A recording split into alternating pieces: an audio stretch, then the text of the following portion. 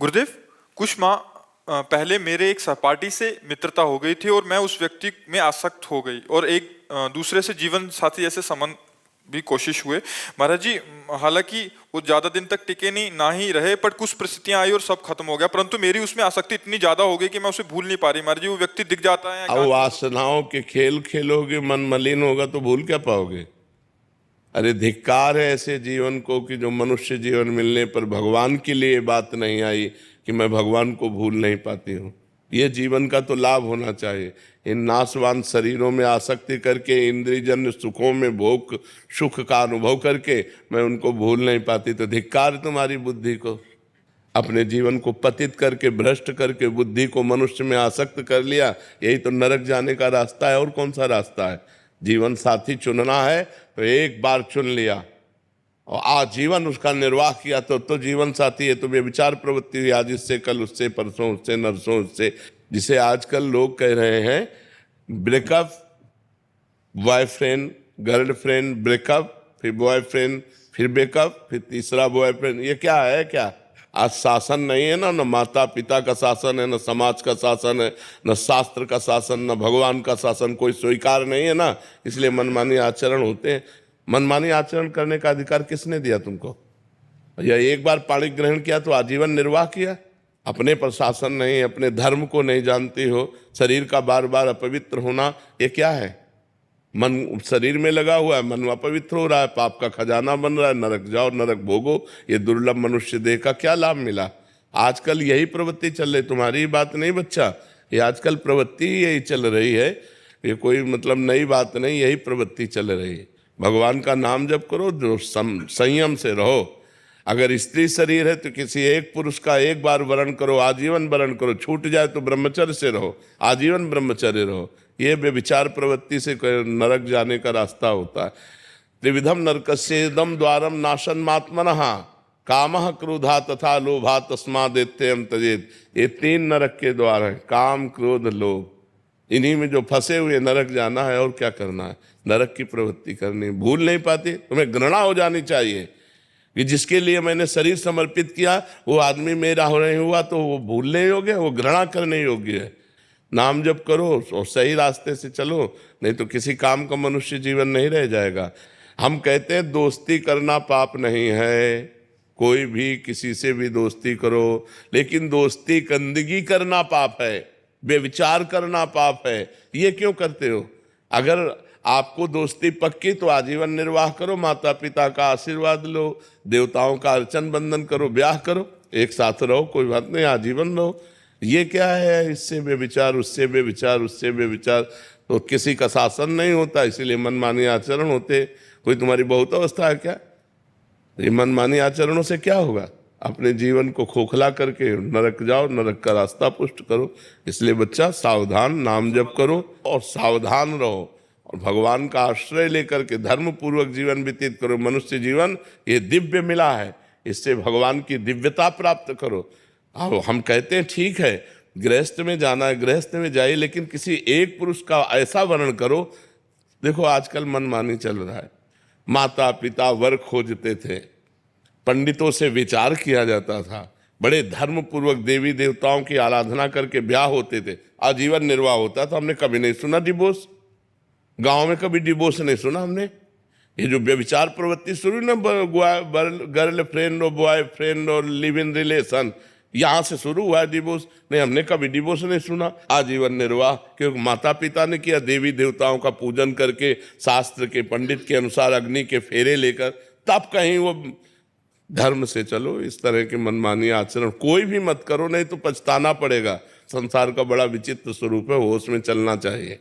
आचार्य अखिलेश आनंद जी, हरिद्वार। राधा वल्लभ श्री हरिवंश। महाराज जी, हम सब कुछ जानते हैं धर्म क्या है, अधर्म क्या है, पर सब कुछ जानते हुए भी अधर्म और आत्मा नहीं के जानते विपरीत। हो।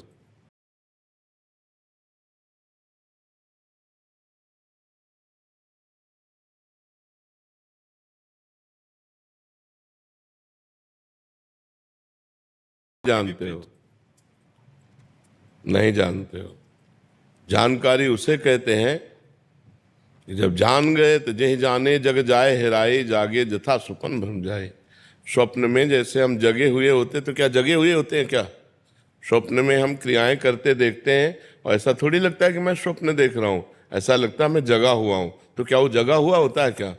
वो अज्ञानी स्वप्न में अपने को जगा हुआ जैसे मानता है, तो जगा हुआ नहीं होता। ऐसे आप अज्ञान की धरा में हो और आप ये जानकारी कर रहे हो कि मुझे धर्म का पता है, मुझे अधर्म का पता है। जैसे अपने को जानकारियां जो कुछ हैं, जो उपलब्ध हो चुकी, वो प्रकृतिजन्य केवल बुद्धि तक है, आपके अनुभव में नहीं है। अनुभव में नहीं तो पता है क्या? पूरा हलवा बनाने की प्रक्रिया आती है, लेकिन कभी बैठ करके बना के पाया नहीं तो क्या फायदा? जिस जानकारी का प्रयोग ना हो सके वो जानकारी हमारी किस काम की? बात समझ रहे ना? इसका तात्पर्य हुआ कि हम अध्यात्म बल से कमजोर हैं। हम जानते हैं कि ये नहीं करना चाहिए, हम जानते हैं ये करना चाहिए, तो जो करना चाहिए वो कर नहीं पाते, जो नहीं करना चाहिए वो हम छोड़ नहीं पाते। ईमानदारी का विषय ये है। इसका कारण हमारे अंदर अध्यात्म बल की कमी है। हम अगर प्रशांतात्मा विगत भीर ब्रह्मचारी वृत्ति स्थित है, अगर हम संयम से चलें, अपने अंतःकरण में निरंतर भगवत चिंतन करें, ब्रह्मचारी व्रत से स्थित हों और निरंतर परमात्म चिंतन करें, तो अभी आ जाएगा। जो नहीं करना वो नहीं करना, चाहे प्राण निकल जाए, और जो करना है वो उत्साह संपन्न होकर के करना है। तो हमारे अंदर जो जानकारियां, उनका प्रयोग ना करने का जो हमारे अंदर असमर्थता है, वो अध्यात्म की कमी है।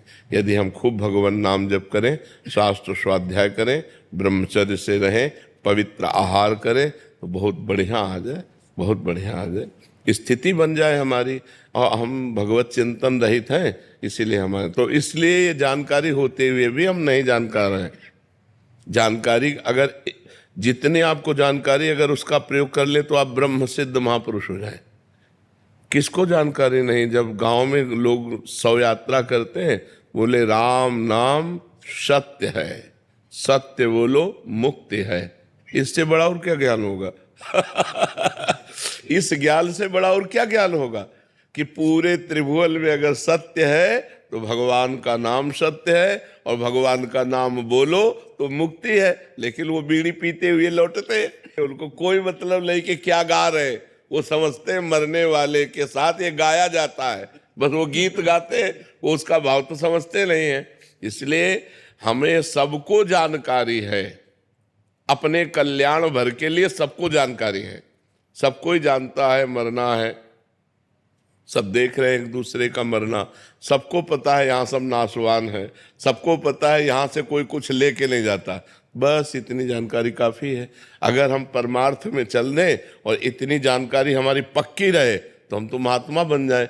लेकिन ये जानकारी ना जानकारी के अंतर्गत ही है। जैसे स्वप्न में जगा हुआ मानता हुआ भी वो सो रहा है, वो अपने को जगा हुआ मानता है, लेकिन जब जगेगा तो स्वप्न हट जाएगा।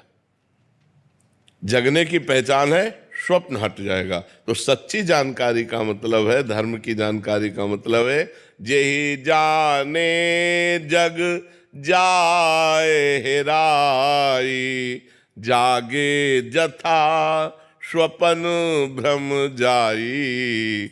जो जान गया तो उसके सामने से संसार ऐसे गायब हो जाता है जैसे स्वप्न का पूरा दृश्य जागने पर गायब हो जाता है। फिर दिखाई क्या देता है?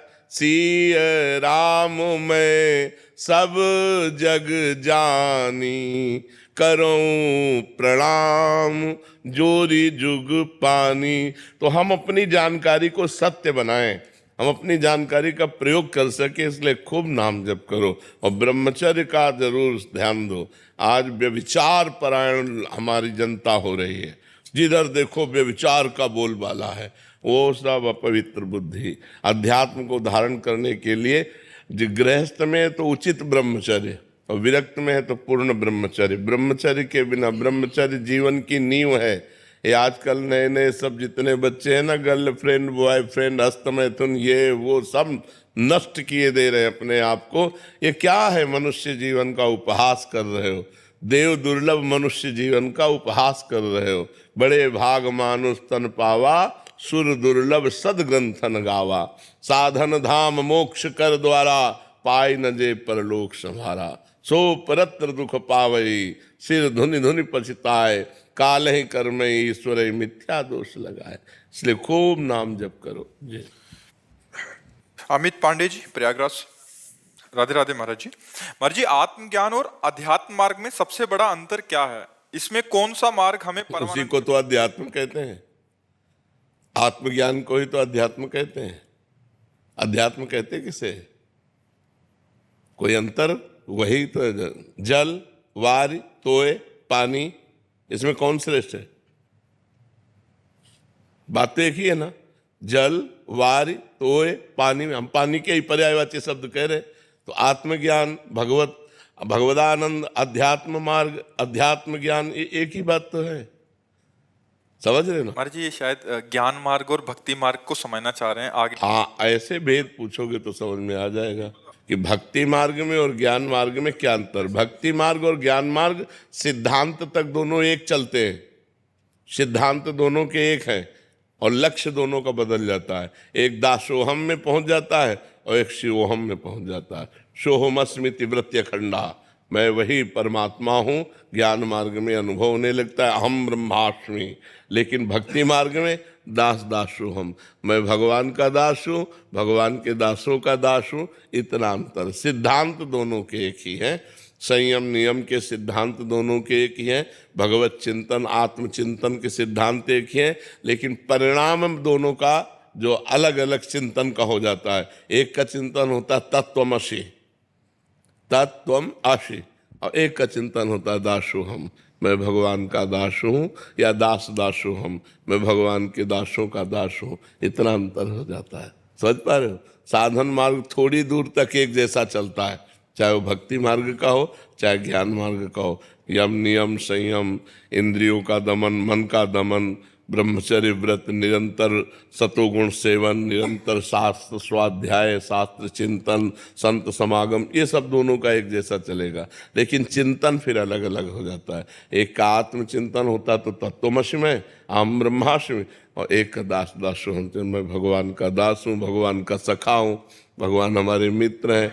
कई तरह के भाव हैं हमारी भक्ति में, भगवान के रिझाने के। शांत, दास्य, सख्य, वात्सल्य और गोपी सहचरी, ये भावों के द्वारा हम भक्ति का आनंद लेते हैं। इसमें कई भाव, उसमें एक ही भाव है अहम ब्रह्मास्मि, और वो सत्य है, कोई इसमें अंतर नहीं है। दोनों मार्ग सत्य है, दोनों का परिणाम एक ही निकलेगा। जाके जब फल निकलेगा तो भगवदानंद, परमात्मानंद, आत्मानंद, विज्ञानानंद, अखंडानंद, जो भी कहो वो एक ही है। जैसे घाट अलग अलग है, यमुना स्नान एक ही है, यमुना जी एक ही है जी। ईशान शर्मा जी, बेंगलोर से। राधे राधे। राधे राधे महाराज जी। महाराज जी, किसी संत या गुरु के समीप अगर हृदय में डर का आभास हो तो इसका क्या अर्थ? बहुत अच्छा है, बहुत अच्छा है। जो गुरु और संत से डरते हैं वो अभय हो जाते हैं, वो माया से फिर नहीं डरते। जो संत और गुरु से नहीं डरते उनसे अपराध बनता है, फिर वो माया से भयभीत हो जाते हैं। अभय होए जो तुम्हें डराई, यही डरे ही डर पे हरिवंशित, जिनो भ्रमय गुण सलिल पर, जी नामन मंगल लोक तीन सुहरिपद भजन। अपने साहब से डरना चाहिए, अपने गुरुदेव से डर लगे, कहीं हमसे कोई ऐसा अपराध न बन जाए कि हम गुरुदेव के सामने जाने लायक न रहें, कहीं हमसे कोई गलती न बन जाए, तो डर होना चाहिए, गुरुदेव का डर होना चाहिए। हम संसार में कभी कहीं भयभीत नहीं हुए, लेकिन अपने गुरुदेव से डरते हैं। गुरुदेव के समीप जाते ही पूरा हृदय कांप उठता है, कोई गलती न हो जाए, कोई त्रुटि न हो जाए, तो हम गुरुदेव से कभी विमुख न हो जाए। इसलिए एकांत में भी डर लगता है। हमारे गुरुदेव सब जानते हैं, अगर हमसे कोई गलती हुई तो गुरुदेव जान जाएंगे, और गुरुदेव जान जाएंगे तो हमारा त्याग कर देंगे, फिर हमारा होगा क्या? गुरुदेव के बिना हमारा कोई अस्तित्व ही नहीं। इसलिए संत और गुरुदेव से डरना है, बहुत अच्छी बात है, पर इतना न डरे कि उनसे विमुख हो जाए, इतना न डरे। एक मर्यादा का डर, एक मर्यादा का डर होता है, और कोई भयभीत थोड़ी करते गुरुदेव। गुरुदेव कोई ऐसे थोड़ी कि भयावने हो, लेकिन एक मर्यादा होती है गुरु शिष्य के बीच में, उस मर्यादा का भय होता है। रवि प्रकाश विजय जी, राजस्थान से। महाराज जी, भगवत प्राप्ति के लिए मन की स्थिरता आवश्यक है, लेकिन मन के विचलित रहने पर मन की स्थिरता या दृढ़ता के उपाय क्या हो सकते हैं? बार बार जहाँ मन जाए वस्तु, व्यक्ति, स्थान, घटना, परिस्थिति में वहाँ से हटा करके अपने लक्ष्य में लगाना, भगवान के नाम में लगाना, रूप में लगाना, भगवान की लीलाओं के चिंतन में लगाना। या दूसरा, जहाँ जहाँ मन जाए हर वस्तु, व्यक्ति, स्थान, घटना में भगवान को देखना कि ये वस्तु में भगवान है। जब सृष्टि नहीं थी तब भगवान ही थे, जब सृष्टि नहीं रहेगी तो भगवान ही रहेंगे। तो बीच में क्या है? भगवान ही तो है। कोई ऐसी जगह नहीं, कोई ऐसा कण नहीं, कोई व्यक्ति नहीं जिसमें भगवान न हो। तो जिस वस्तु, व्यक्ति, स्थान, घटना पे मन जाए वहाँ से हटा हटा करके भगवान के नाम में लगाना, या वहाँ भगवान का दर्शन करना कि इसमें भी तो भगवान है, इसमें भी तो भगवान है। तो हर समय भगवान का चिंतन करने से मन एकाग्र होने लगता है। ये अभ्यास करत करत अभ्यास के जड़मत होत सुजान, रस्सी आवत जात ही सिल पर होत निशान। तो जब हम बार बार अभ्यास करेंगे, अतिशय रगड़ करे जो कोई, तो अनल प्रगट चंदन ते होई। चंदन से आग पैदा हो जाए यदि अतिशय रगड़ की जाए। तो जब हमारी जबान में बार बार रगड़ होगी राधा राधा राधा, या जो नाम प्रिय हो, और बार बार मन हटाकर राधा राधा राधा, तो हमारा मन एकाग्र होने लगेगा। जहाँ मन एकाग्र हुआ और भगवदानंद मिला, बस यम लब्ध्वा चापरम लाभम नामन्यते अधिकम। इससे अधिक कोई लाभ नहीं है। जिस समय भगवदानंद की अनुभूति होती है उस समय फिर मन कहीं जाता ही नहीं। ब्रह्मादिक के भोग सब, स्वर्गलोक मर्त्यलोक की तो बात जाने दो, ब्रह्मलोक के भी भोग विष के समान लगते हैं जिसको भगवदानंद की अनुभूति होती है। ब्रह्मादिक के भोग सब विषम लागत ताय, नारायण ब्रज चंद की लगन लगी है जाए। इसलिए खूब नाम जप करो, बार बार मन को हटा हटा करके नाम में लगाओ, तो इस अभ्यास से धीरे धीरे वश में हो जाएगा।